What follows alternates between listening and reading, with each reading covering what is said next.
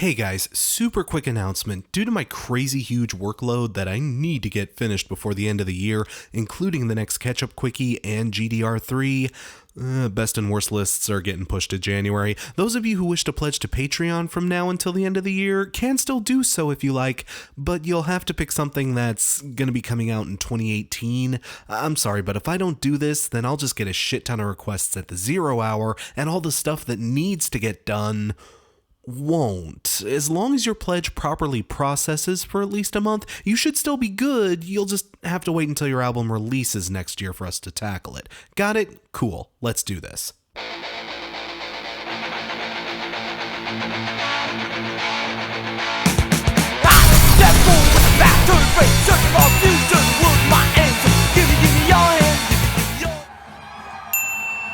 Wait, Chris Jericho's weird vanity project? That's still a thing? Really? This got Patreon requested?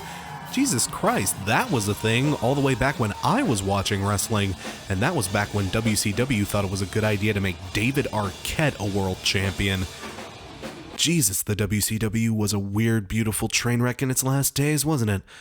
Anyway, I gotta say I was kinda shocked when I saw this pop up in my requests. Given that it's rock and wrestling related, I feel like that'd be more Luke's territory, but I'm happy to give it a spin. Why the hell not? I mean, the wrestling shit doesn't even factor into Fozzy. No songs about The List or Kevin Owens or any other huge number of wrestling memes I wouldn't get because I haven't watched wrestling since ECW not sucking ass was a thing.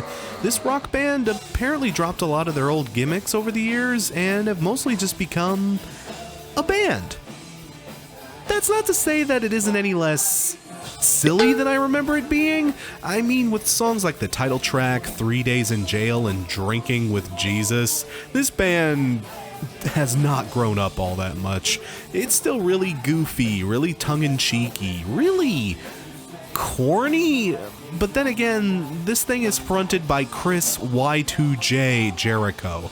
It's named Fozzy, for fuck's sake. Why the hell wouldn't you expect Fozzy to be super corny? They should have just skipped all pretense and named the band Waka Waka. So, okay, based on those standards at least, Judas, it's okay, I guess. It's very butt rocky. The openers remind me a lot of the old butt rocky type of post-grunge and nu metal that's still floating around out there.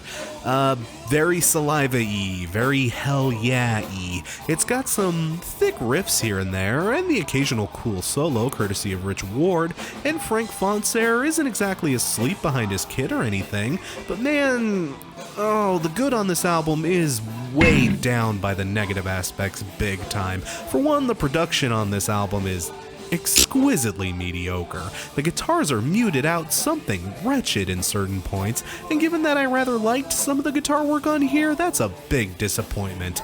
It always sucks when lousy production gets in the way of good, or at least potentially decent music. Such is the world we live in. But you really can't blame it all on the producer here. The bass work, for example, so bland and typical, it may as well not even be on here. Apparently this album is somewhat of a big deal because original bassist Paul DeLeo rejoined the band for this effort.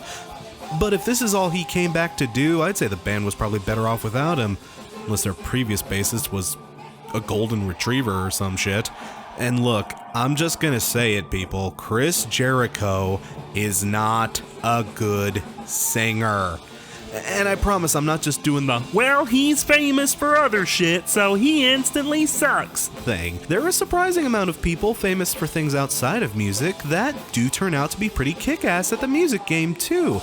But guys, this isn't 30 Seconds to Mars, She and Him, Coconut Records, or even a Pretty Reckless situation we've got going here. Chris Jericho sounds like he's doing a Chad Gray impression. His singing is weirdly nasal, and he has like zero range. His voice starts to break anytime he reaches for a higher note, and he is not Barry White when it comes to the lower stuff either. He's and his lyrics, look, I said they were cornball, and they are very cornball, definitely in that 80s hair metal kind of way, which, look, I'm not a total prude, I can get behind that in some cases for sure, but Chris's writing style, even that he's not very good at. It's like if Steel Panther's material were made up exclusively of dad jokes. I've heard better, guys, seriously. Look, I hate to sound like a complete cynical bastard, but the truth behind this band is, if Chris Jericho wasn't in it, none of you would give a shit. Seriously, it's not as bad as I thought it was going to be. Really, it wasn't. But it's still pretty far from good. And given that, from what I hear from other people more familiar with this group, this is supposed to be one of the best albums they've ever released? Ooh, Jesus, color me super not impressed. I mean, is it worst of the year material? Oh hell no, not by a long shot, especially not this bloody year. But unless you're a big fan of cheesy humor or mediocre butt rock, look, I don't care if Chris puts me on the list, this album is meh as fuck. Judas gets 2.5 shattered relationships out of 5. Oh, some more metalcore, eh? Yeah, cool, I'm down. We Came as Romans. Another one of those bands I've been told I need to be checking out, but just have never had the time to get around to. Look, guys, for me, especially this year, free time has always been a precious, precious resource. Seriously, I can't wait for next year to get here already. But a good thing about opening up the Patreon is that it's kicked my ass into gear and kind of forced me to check out a lot of the bands that I'd been missing out on over the years. Most of the time, the results are pretty good. Not always, but I'd say the gains far, far outweigh the losses, and I may as well lay my cards on the table early for this review. I rather dug what the guys were doing here on Cold Like War. I can see where the hype comes from. This band is very good at laying down a solid groove for their thrashabouts. The album opens with a kick to the solar plexus and vultures with clipped wings and the title track, and continues that ferocious aggression with Foreign Fire, Wasted Age, and If There's Nothing to See. To be honest, the album is a bit straightforward when it comes to its guitar work for most of the songs. To those of you that can't stand the old-fashioned metalcore formula of da-da-da-dum, dum-da-dum, this is an album that's kind of full of that kind of stuff, so it might ward off typical genre detractors fairly early, but it isn't quite the prototypical breakdown fiesta that some people might decry it as. If anything, this album does some of its better work when it slows down a bit and goes more ethereal. See, that was something that really struck me about this album, the beautiful and subdued way in which they use synthesizers to accentuate heavier songs and occasionally take more of a lead role in some of the moodier, slower stuff. On songs like Lost in the Moment, Promise Me, and Learning to Survive, this band can get downright gorgeous and serene. These tracks are very blissfully arranged and strikingly melancholic. They serve as a striking bit of contrast to the record's grislier moments, but at the same time they don't feel jarring or out of place. They're a different stroke, but they never snap you out of the general mood or feel the album is working towards. And that is a very hard trick to pull off. Again, a lot of this is owed to the excellent key work here. Seriously, Kyle Pavone deserves major props both for his delicious clean singing as well as his divine synthscapes. In a way, this band sounds very much how I wish Bring Me the Horizon sounded. And don't misinterpret me, this is coming from a guy who actually rather likes Bring Me the Horizon, but man, the synth work with those guys, it really is kind of overbearing. It gets in the way sometimes. As much as I like it, at times I can't help but feel that to them it's more of a crutch. On this particular record though, We Came as Romans have shown me that they know how to utilize their headier moments in moderation as opposed to freebasing it. What I'm saying is, at their core, We Came as Romans is still a pretty goddamn good band. Not perfect though. Like I mentioned, the guitar work is a teensy bit on the redundant side. Again, if you don't dig the da-da-da-dum, dum-da-dums, then oh yeah, this thing is not going to change your mind or anything. I mean, apart from the very well nuanced key work, I wouldn't say it does that much to set itself apart from other acts in their genre. But again, these guys are still very skillful in their execution of that specific sound. It may be derivative, but it didn't turn me away at any point. And if this kind of thing is something you really enjoy, or can at least like look past, then yeah, I recommend giving this a spin. It's maybe not album of the year material, but damn solid.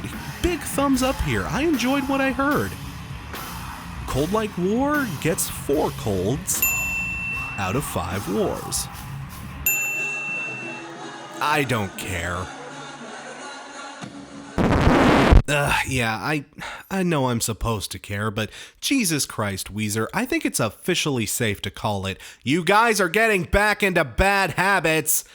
Oh, fuck me till I fall off my bicycle. Weezer has just done everything in their power to not make me give a shit about this fucking album. Going back to the yearly album release cycle, because that worked out so well for you the last time. Releasing 4, 5 goddamn singles off this thing, honestly, I've lost count.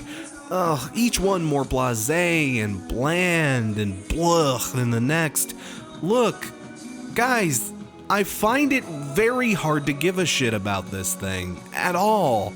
And I'm like the Weezer guy. Ain't that some shit? This album's already been kinda preemptively ruined by all the times the band's marketing team has tried to shove it down my fucking windpipe this year. Anytime since the end of Rathau, people ask me if I'm gonna do a megasode on any new Weezer album that comes out, and look, I'm not doing megasodes anymore, period. Let the answer to that question forever and ever, amen, be a fuck no. But even if I were still doing that kind of video, I honestly don't think I could do one for this thing. And that's coming from a guy who was able to stretch Hurley into an hour. This album is basically just what I was afraid it was gonna be ever since I heard Feels Like Summer back in March. It's the White Album on steroids.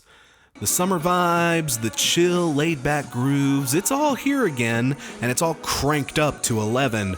No, fuck that. These guys cranked that knob up to like 20 and then broke the dial off. And speaking as somebody who was a bit less warm to the White Album than most people seem to be, yeah, this is not what I was asking for. God, this album has no fucking energy on it. To give you an idea of how bad it is, people, Mexican Fender is as crunchy and punchy as this album gets. Yeah, if you're the type that comes to this band for the rockier edge, this album is officially your kryptonite. I mean, White Album was chill, but this album is so chill that if they continue on this path, their next album is going to be nothing but a bunch of Jimmy Buffett covers. I can sum this thing up for some of you very simply. If you couldn't stand the 50 singles that came out for this thing, then the deep cuts sure as shit aren't gonna change your mind. Skip it. Guys, I just can't get excited about this thing at all. All of the tracks are just so shallow and dumb and pointless and simple, even by that very generous curve by which we tend to grade Weezer. It's not good, guys. It has zero depth, zero nuance. Nothing really more to say than, hey, the Beach Boys were a really good band, oh my god, hooray! And yes, I know Weezer isn't exactly the deepest band in the world to begin with, but people, this is almost make-believe levels of shallow. Look, it's pretty bad. Thankfully, though, it isn't shallow from a raw musical standpoint like Make Believe was. Oh my god, I'd be furious if that were the case. No, in fact, I'd say this album actually showcases some of Scott Schreiner's most excellent bass work in ages. Seriously, the more mellow grooves, as tedious as they can be, do give Scott a lot more room to like flex his chops. Same goes for Pat Wilson's drum work. He does a pretty decent job laying down some grooves in the percussion. It is played effectively well, I can't argue that. In fact, if you're the kind of person that actually dug the more relaxed, softer side that the White Album presented, hell, I'll bet you're in the comments right now shrieking like a weasel at me about how wrong I am about this thing. Hey, if that's your mood, I'll bet you're digging the hell out of this thing. But guys, this pina colada bullshit, This is not what I come to Weezer for. My Weezer is Blue Album Weezer, Hashpipe Weezer, Eobate Weezer, the Weezer that's not afraid to kick some ass, at least on occasion. My issue with this album isn't the performances, it's performed very well, but the core idea, the ethos, the mission statement behind this album. I just do not give a shit. And you know, I have a feeling that's probably why it's getting fairly savaged by critics in some circles. Like, guys, who the hell was asking for this? I mean, is it the worst album they've ever released? Hell no, not at all. But it's still a great big pile of who cares. It's a very niche Weezer album for a very niche Weezer audience. And hey, not being part of that niche? Yeah, I really don't care. And like I mentioned, this is a big example of Weezer getting back into bad habits. Apparently the Black Album is still gonna be happening in like 2018? What? No, Weezer, don't. Look, just don't. Just fucking chill, would you? Actually, no, I take that back. Don't chill. That's not working out well for you either. Refocus yourselves, for God's sake. Because if the Black Album is just gonna be more of this, then I don't fucking want it.